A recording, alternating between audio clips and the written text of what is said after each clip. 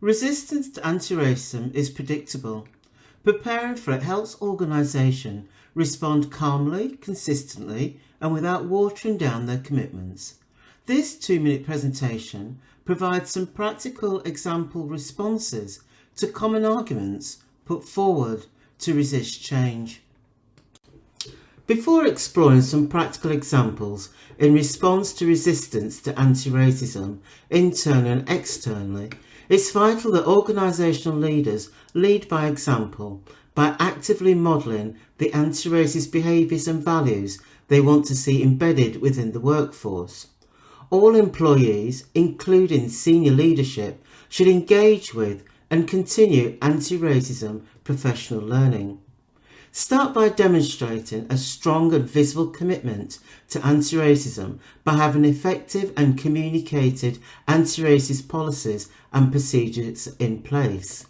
This commitment must be made visible to people accessing the service on your website and displayed in public areas within the premises. In addition, organisations must work towards framing anti-racism as a strategic imperative rather than a compliance or nice-to-have initiative.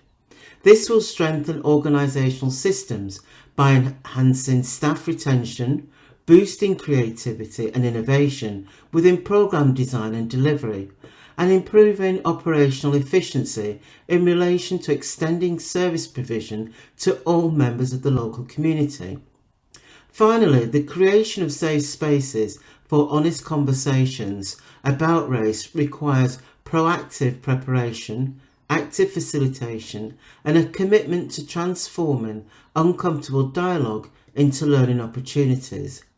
These spaces are built on foundations of trust, respect, and vulnerability, where participants can engage in open dialogue without fear of attack, while acknowledging that discomfort is a necessary part of growth. These can sometimes be difficult to create, as there is often a fear of saying the wrong thing. This fear can only be overcome by having frequent, open and honest conversations with peers within the workplace and at home. Now let's have a look at some common examples of resistance. We are already inclusive. This response avoids blame, explains structural inequality, and keeps the focus on outcomes rather than intentions. This is a familiar response. I'm worried about saying the wrong thing. The response below helps reassure staff while setting boundaries. Anti-racism work requires participation, not comfort. This is political. Why are you focusing on race? Avoid debating ideology.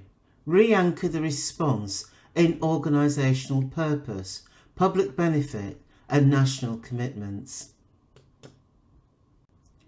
Consistency builds confidence. Preparing shared responses reduces pressure on individuals and prevents racialised staff from carrying the emotional labour of defending organisational values. If anti-racism is part of your values, your response to resistance should reflect that, calmly, clearly and without retreat.